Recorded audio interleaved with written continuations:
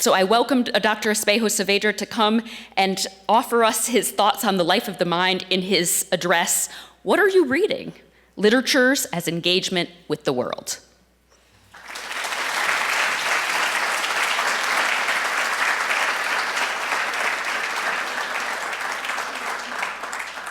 Okay, I'd like to begin by thanking the Center for the Humanities, the Nachbahr Committee, and my colleagues in both the Department of Modern Languages and Literatures, as well as in many other departments around campus. We've worked together for many years, and it's an honor to receive this award from my peers. So what are you reading? For people who enjoy reading, and especially reading literature, it's the inevitable question. We want to know what other people like to read in order to discover new writers, new works, new genres. More than that, we want to compare our own reactions to the books we read with those of other people as a way of finding out more about who they are, as well as who we ourselves are in the process of becoming. For me, that's the key to the truly social nature both of writing and reading. In comparison to the other arts, such as music, theater, or film, which can and should be enjoyed as part of an audience with all the immediacy of seeing your own experience reflected in that of others, reading involves an initial experience of solitude, of separating yourself from other obligations in order to concentrate on the words that are in front of you. That, however, is only the beginning of a process that is at every step defined by dialogue. First, we recreate through reading the world that the writer has given us, a process that's never passive, but rather involves constant assessment, qualification, and comparison between the author's interests, prejudices, and blind spots, and our own. From there, our interest expands to other works by the same author, to other authors of the same period, to his or her relation to our own time, and fundamentally to the reactions of other readers, past and present. The simplest of questions, what are you reading, implies both a curiosity about others and a constant examination of our own place in the world. This approach to the relationship between readers and writers has been the basis of most of what I've written. In particular, I've constantly been interested in the way different genres of fiction have evolved during the modern period. With the expansion and acceleration of the publishing industry over the course of the last 2 centuries, many specific subgenres of fiction have appeared, some of which are still with us today and help to organize the shelves of every bookstore, while others have slowly disappeared as the interest of the reading public shifted. The idea of a literary genre as a set of narrative techniques developed to express the interests shared by readers and writers in a particular period led me first to the historical novel. The genre was popularized throughout Europe at the beginning of the 19th century to explore and express the growing understanding of national identity as the result of tension between opposing social and political forces. The historical novel in its modern form appeared in Spain in the 1830s. Just as the absolutism of King Ferdinand VII was giving way to constitutional monarchy that would characterize Spanish politics for the rest of the century. If you can go to the next slide. My first book, The Challenge of the Historical Novel, Narrative and Power in Galdós, Valle-Inclán, and Maxaub, is a study of the way that 3 modern authors adapted the historical novel to describe key political conflicts of their time, using the literary techniques and narrative strategies of the realist, modernist, and avant-garde movements. I focused on the way that the language of political commitment and conflict often obscures the complexity of human interaction on an individual level and blinds us to the consequences of imposing ideological conformity on ourselves and others.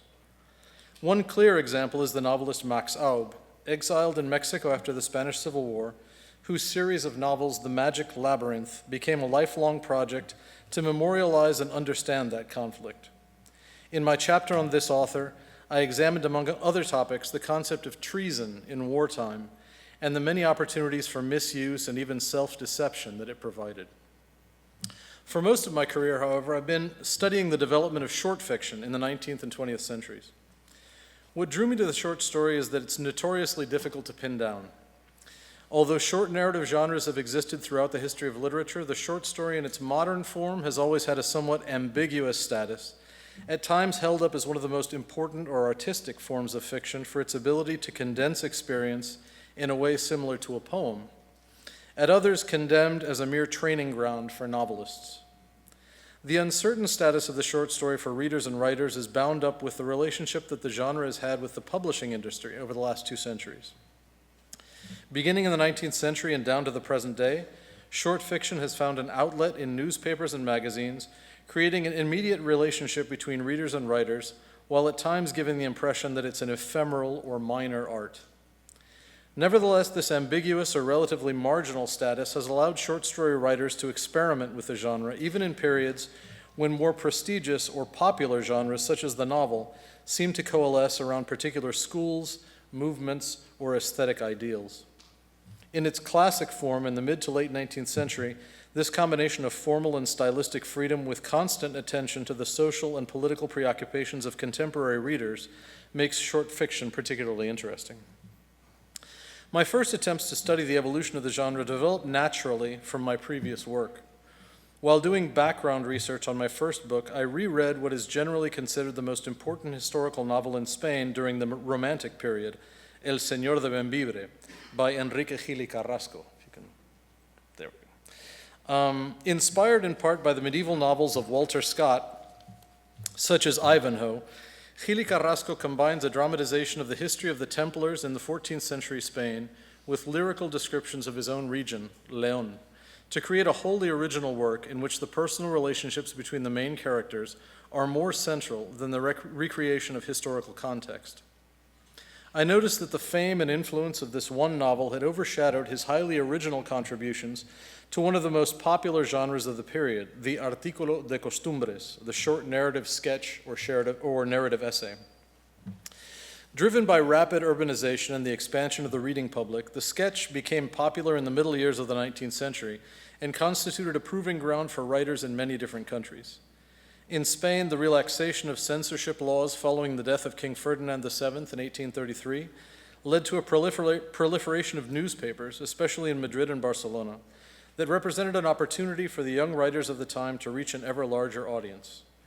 The genre quickly evolved to accommodate widely different views on some of the topics that most concerned their readers: the expansion of cities due to the migration of workers from the countryside, the influence of foreign ideas, fashion, and customs on national traditions, and the continually evolving nature of the city itself. Depending on the ideological inclinations of each author, the attitude towards these changes ranged from a sharply satirical criticism of the superficial middle-class culture of the time to a nostalgic and sometimes sentimental description of traditional customs that were being lost in the rush to modernize. Thank you. Much of what had been written on the genre focused on its historical importance, either in terms of the development of descriptive techniques that would later influence the great realist novelists of the second half of the century, or as an important precursor to modern literary and political journalism. In the short sketches by Gil y Carrasco, however, the author takes advantage of narrative structures and techniques of other literary genres that were already familiar to the readers of the time to shape their attitudes towards particular social groups. One clear example was the article El Segador, and there's the illustration from it, in which he describes the situation of field workers from Galicia in northwestern Spain who made the annual trip on foot from their home region to Castile and Extremadura in search of work. To appreciate the context of Gil y Carrasco's portrayal of these workers, it's important to understand that for many readers in Madrid and elsewhere, the Gallego, or Galician peasant, was a figure of fun, mocked for his backward customs, his pronunciation of Castilian Spanish, and his general ignorance of the modern world. The Galician mozo de cuerda, so called because they carried a rope with them that they used to haul heavy goods for anyone who would hire them, was a common sight on the streets of the big city. In this sketch, Gil y Carrasco strikes a difficult balance in order to restore a measure of dignity to the segadores. On the one hand, his careful and sober descriptions of their clothing, speech, and customs demonstrate the respect that he hopes to communicate to his readers for a segment of the population almost universally marginalized. At the same time, he frames the yearly round-trip journey in search of work in terms of an epic quest, familiar to any reader of the historical romances of Walter Scott.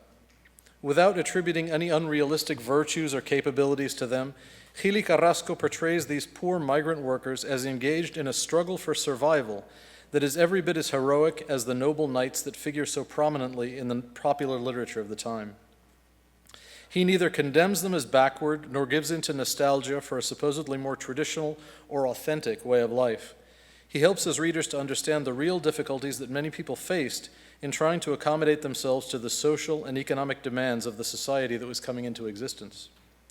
The article that I wrote on the shorter works of Gili Carrasco formed the basis for a chapter in the book I eventually published on some of the most prominent authors of the genre, Authenticity and Artifice in Spanish Costumbrismo. By the middle years of the 19th century, the popularity and influence of the narrative essay or sketch had begun to fade, and both readers and writers came to see the realist novel as a far more complex and panoramic way to address the evolution of contemporary society.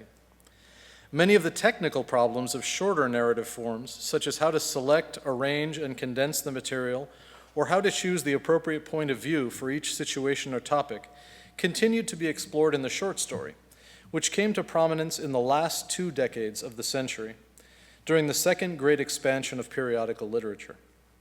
For many authors at that time, the longer novel that dominated publishing had become stagnant, while newspapers, journals, and magazines provided a way to address the immediate concerns of their readers without limiting notions of what form their ideas had to take.